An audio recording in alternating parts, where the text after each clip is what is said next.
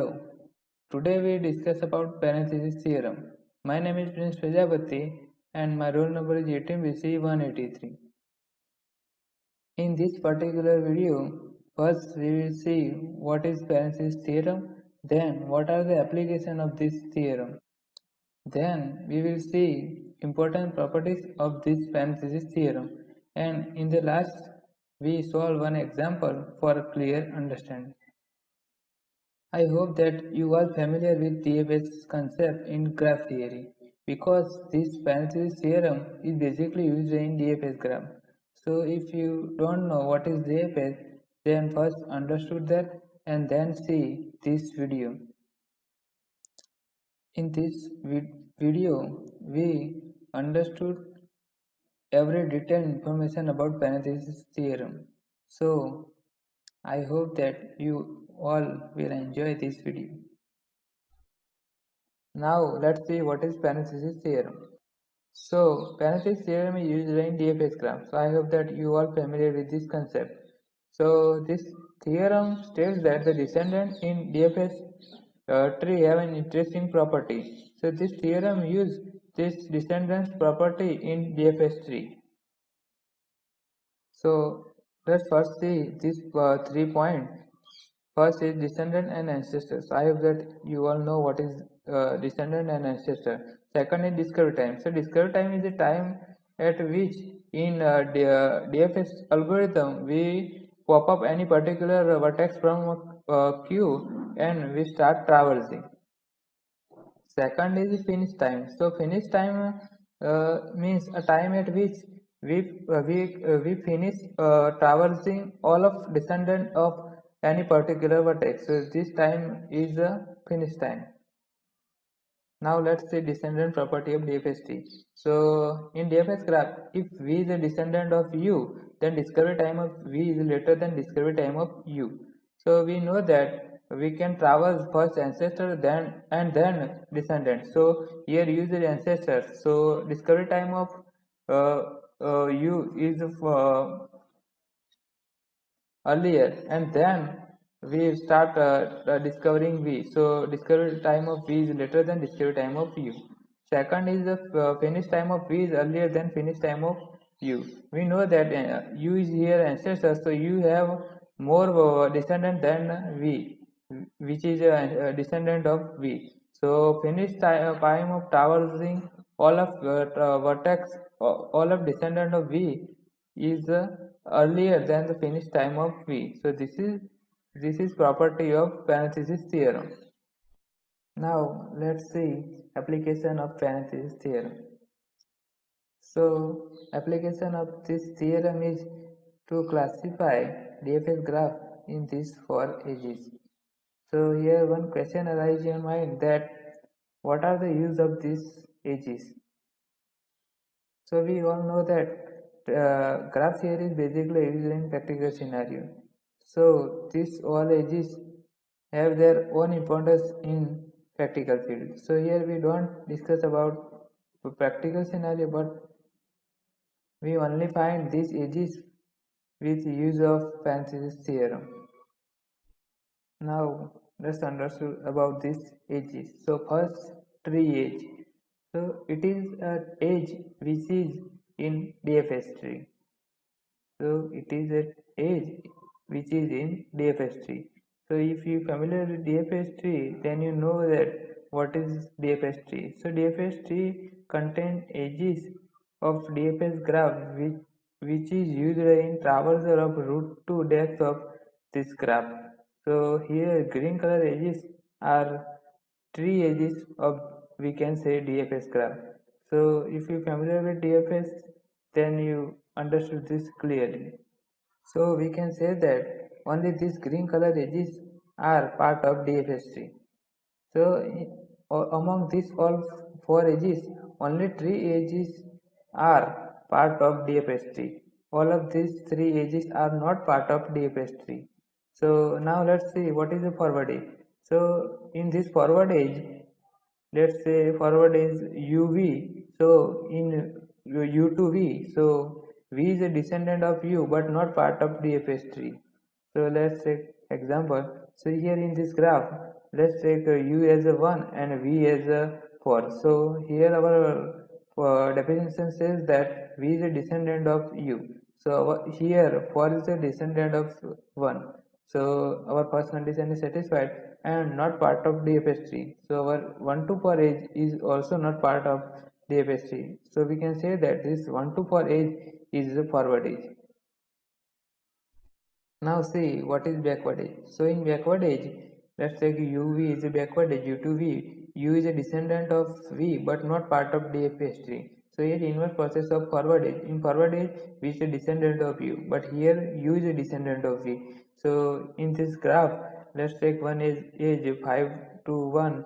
So here 5 is a u and 1 is a v. So here our definition says that u is a descendant of v. So here 5 is a descendant of 1. So first condition is satisfied and not part of DFST. So this edge is not part of DFST. So we can say that this edge is a backward edge and this edge make a cycle in a graph. So from this graph we can say that this edge make a cycle in this DFS graph.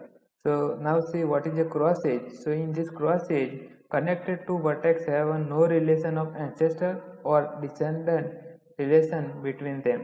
So in this and this cross edge is not part of DFST. So in this graph we can say this edge 3 to 1, these 3 and 2 vertex have a no relation of ancestor or descendant between them. So we can say that this edge is a cross edge. Now let's see what is the programming logic of Canisius theorem to classify these four edges. So here some important properties of DFS traversal is given. So here these three properties are for an edge UV belongs to DFS graph G. Let's see for first property. So the time interval of U. So what is the time interval? Time interval means we start discovering U at its discovery time and finish at its finish time. So this time between discovery time to finish time is called time interval of U. So our first property says that the time interval of U and the time interval of V are entirely disjoint, means they have no conflict. Then U nor V is descendant of each other in DFS tree. So now first we revise our one property here in this paragraph. We studied that if V is a descendant of U, then discovery time of V is greater than discovery time of U. Means descendant discovery time is greater than discovery time of ancestor, and the finish time of V is earlier than finish time of U. Means that descendant finish time is earlier than ancestor finish time. So we can say that the time interval of descendant is contained within the time interval of ancestor. So here first property says that if two vertex have a no time interval conflict, then they have a no relation of ancestor or descendant. So this is first property says. Now let's see second property. So the second property says that the time interval of U is contained entirely within the time interval of V. Then the U is a descendant of V. We already studied that descendant time interval is contained within ancestor time interval. So here example is 5 1. So here 5 is the U and 1 is a V, and 5 is time interval is contained entirely within the one's time interval. And third property says that the time interval of V is contained entirely within the time interval of U. Then the V is a descendant of U. So this is the inverse of second property. So here example are 1 4, here 1 4 and 1 3. These are the example of this property. Now let's see how this property helps in classification of edges. So parenthesis theorem for classification of edges. So let's first see tree edge. So parenthesis theorem says that if U is the parent of V, then edge UV is a tree edge. So we all know that only tree edge is which belongs to DFS tree. So DFS tree shows that how to traverse from root node to depth of tree, means depth of graph with covering all nodes of graph without any loop. So we can say that all node have only one parent node, and in DFS algorithm we have one parent array which stores all parent node of every node. So uh, from for any age uv, if u is the parent of v, then we can say that this age is a tree age. So parenthesis theorem here use this concept of DFS. Now let's see how to classify forward age. So parenthesis theorem says that if u is not parent of v, because if u is a parent of v, then this condition is for tree age. So and second condition says that if time interval of v is fully contained in time interval of u, and then age uv is a forward age. We know that for forward age v is a descendant of u. So here and descendant time interval is fully contained in time interval of ancestor. So here our time descendant is a v and ancestor is u. Then descendant time interval which is v is a fully contained in ancestor time interval u. Then age uv we can say that this is a forward age. So this is for forward age. Now let's see how to classify backward age. So parenthesis theorem says that if u is not parent of v, so if u is the parent of v, then this condition is for tree age. And second condition is if time interval of u is fully contained within time interval of v, then age uv is the forward age. So we know that for backward age uv, u is a descendant of v. So here, and we know that for descendant time interval which is u is fully contained within ancestor time interval which is v. So this is the condition for backward age. And last is the cross age. So parenthesis theorem says that if u is not parent of v, if u is parent of v, then this condition is for tree age. Then and second is if no overlaps between time interval of u and v, then age uv is a cross age. We know that in cross age to two vertex u and v have no relation of ancestor and descendant. So if no relation of ancestor and descendant, then they have no time interval conflict. So here this condition says that if no overlap between time interval of u and v, then age uv is a cross age. So this all are condition of Parensis theorem to classify for ages. Now let's see algorithm for Parensis theorem. So these are the two main functions of our algorithm. First is DFH, which is initialize all variable of every vertex and iterate loop to call this function for every vertex. And second function is the DFS visit, which is find out start time, finish time, and parent of every vertex. Now let's see these two functions in very deep. So here first function is DFS, which take object of class graph G as argument. And first here our is starting from loop.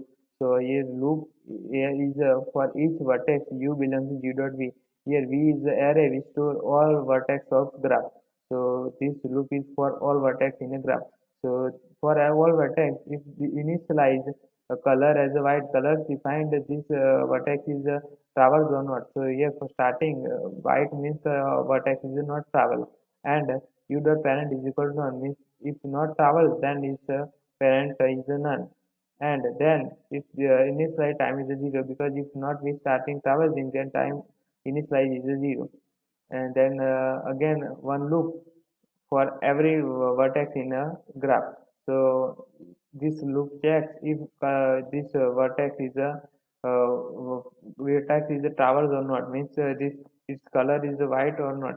So if white, then this function calls this second function DFS visit to find its starting time and finish time and its parent node. So this is a DFS function.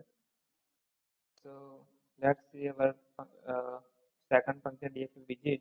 We take two arguments, class object, class graph object G and vertex u, uh, for which we want to find a start time, finish time, and parent of this vertex. So at that time, this new time we start traversing this vertex. So we increment our old time with one, and we take this, we put this time to this to start time of this vertex, and put this its color to black. Means we traverse this vertex. Now, according to DFS, we directly not set its finish time. Before finish time, we need to traverse all of its adjacency nodes. So for traverse all adjacency node, we put here loop. V belongs to every for each V belongs to G dot adjacent of U. So this array contains all adjacents of U, and for every adjacent we check if this is already traversed or not. If not traversed, then because we traversing this adjacency node from our node our vertex u, then we put a parent node of this adjacency vertex as a u, and for traversing this vertex we call this our function dfs visit, and all of when all of these adjacency vertex are traversed, then we then we increment our time and put finish time, because finish time is after all of traversing its adjacency vertex. So this is our second function. So these are the two functions of our algorithm. Now let's understand this concept with one example, which is our last topic of this video. So here in this example, here one graph is given and we need to classify edges of this graph in these four edges.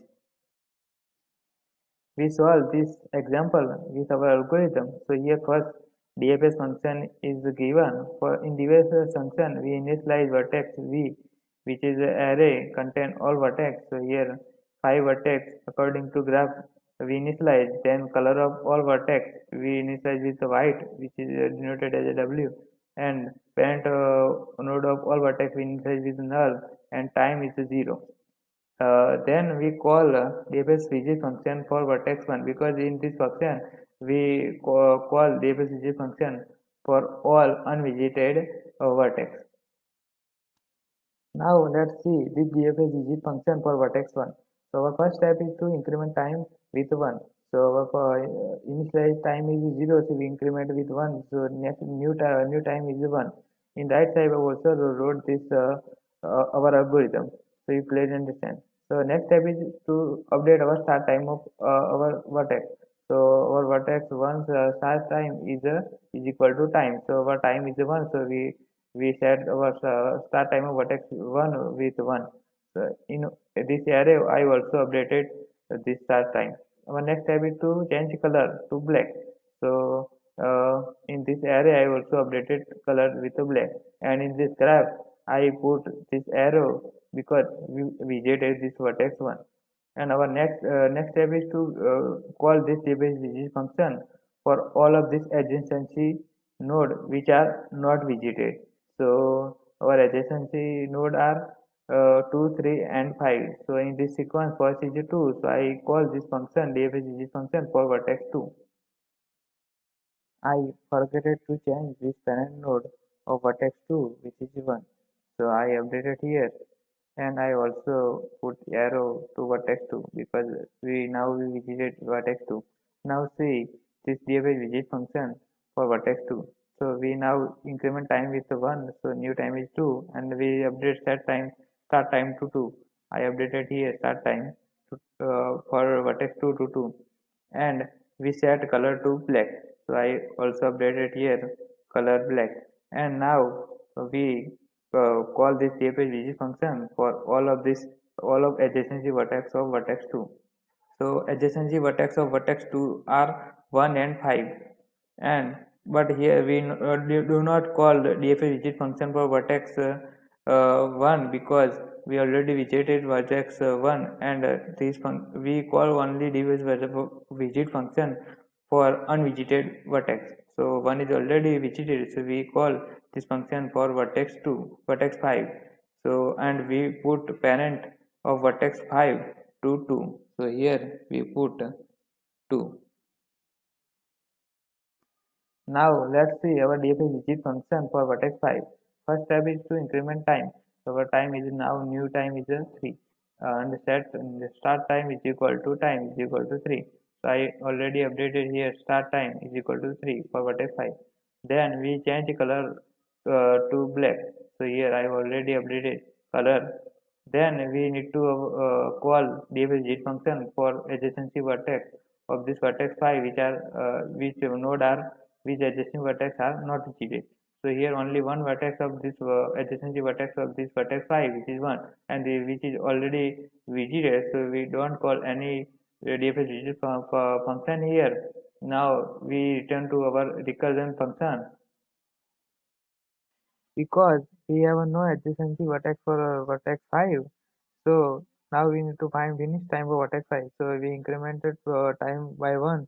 So new time is the 4. Now we set our finish time for vertex 5. So which is equal to 4. I already updated here finish time of vertex 5. Because we visited all adjacent vertex of vertex 2. Now we need to find finish time of vertex 2. So now we increment time here by 1. So new time is 5 and we set this time to finish time. So our new finish time for vertex 2 is equal to 5. So I already here updated finish time for vertex 2 and I mark here arrow on vertex 2. So now in function of DFS visit for vertex 1, we visited vertex 2. Now next sequence number now next sequence adjacency in the vertex is 3. So now we visit vertex 3 and update its parent node to 1. So I already here updated parent node of vertex 3. Now let's see DFS visit function for vertex 3. So first step is to increment time by 1. So one new time is 6. Now set start time of vertex 3 is equal to 6. So I already updated here start time of vertex 6. And here we need to change color to B. So now I updated color of vertex 3 and adjacency vertex of vertex 3 is only 4. So now because this is not right now visited, so we now visit this vertex and we call dfs visit function for vertex 4 and change its parent node to vertex 3. So here change parent node to vertex 3. So now we see dfs visit function for vertex 4. Now let's see DFS visit function for vertex 4. So we first increment time by 1. So our new time is 7 and now set start time of vertex 4 to 7. So I already here updated start time of vertex 4 and now we change color to B. So here we change color to B. So now we need to call DFS function for adjacency vertex of vertex 4. But from this graph we can say that there is no adjacency vertex for vertex 4.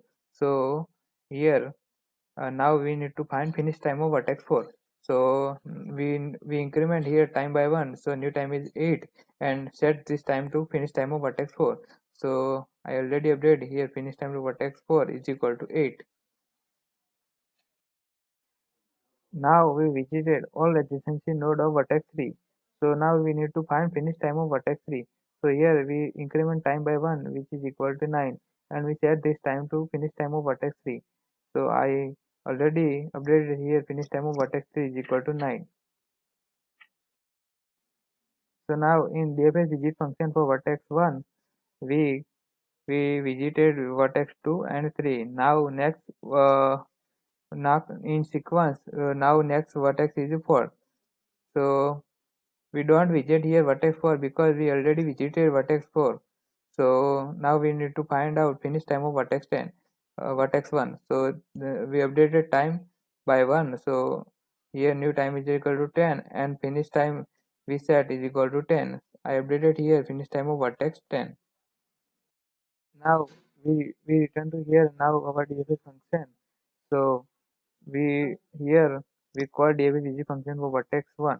Now we don't call this DFS function for any other node of our graph, because we already cover all of this node in graph.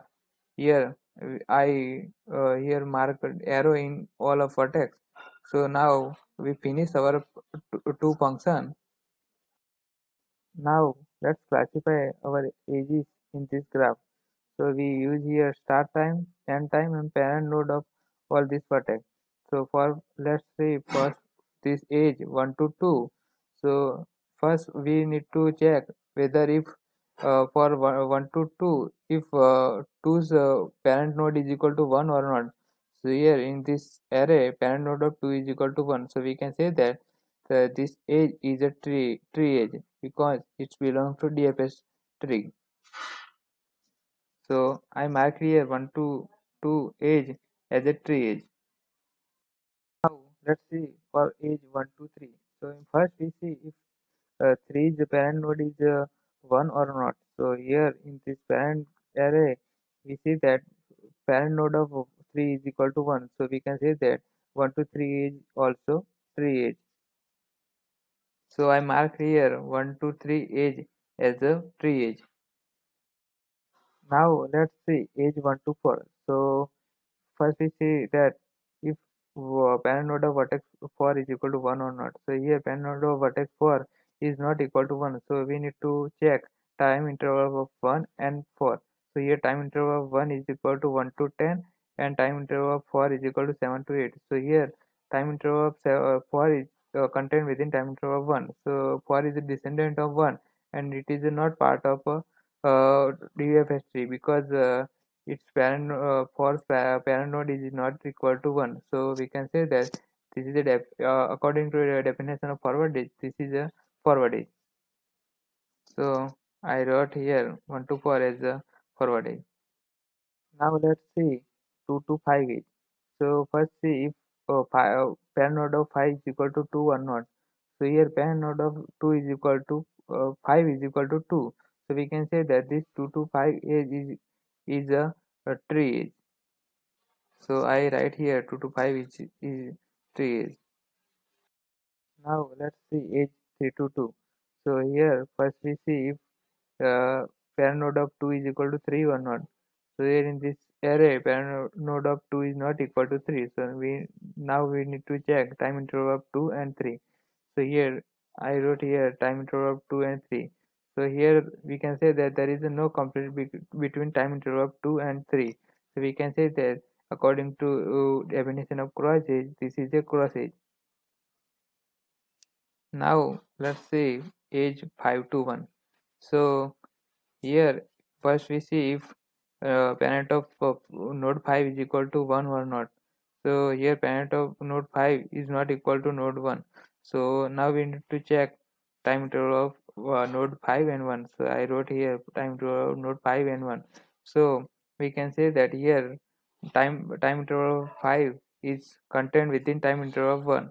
So we can say that here u is a descendant of v, and this edge is not belongs to tree edge DFS tree. So we can say that this according to definition of backward edge, this edge is a backward edge. So I wrote here 5 to 1 node as a backward edge. Sorry, I forgot here node 3 to 4. So let's first check if node 4 parent node of node 4 is equal to 3 or not. So here parent node of node 4 is equal to 3. So we can say that this edge is a this edge is a tree edge. So I wrote here this edge as a tree edge. I hope that you understand Penzias theorem from my video. I also put a code of this Penzias theorem on description box.